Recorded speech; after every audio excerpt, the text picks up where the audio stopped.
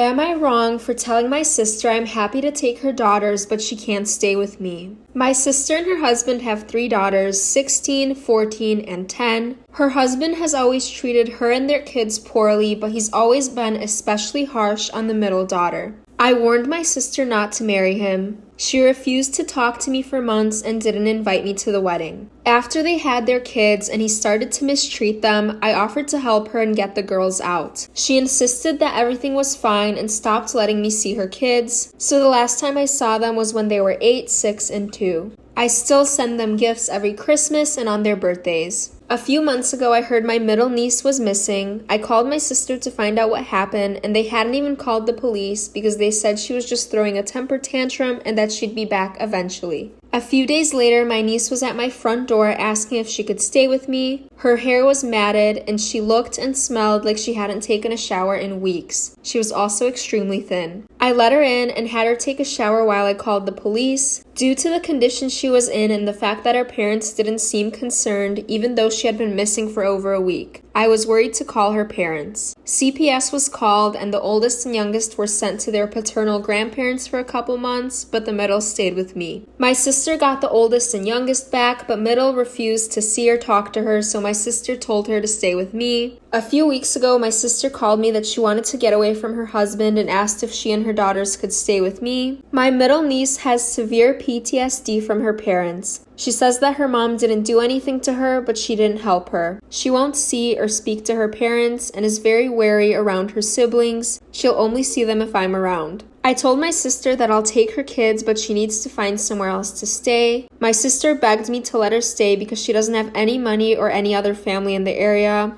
I said no and that she's just as bad as her husband in my eyes, and I won't put my niece through living with her again. She ended up taking my oldest and youngest niece to a shelter and went back to her husband a couple days later. Our family's blaming me for her going back to her husband. Should I have let her stay? Am I wrong?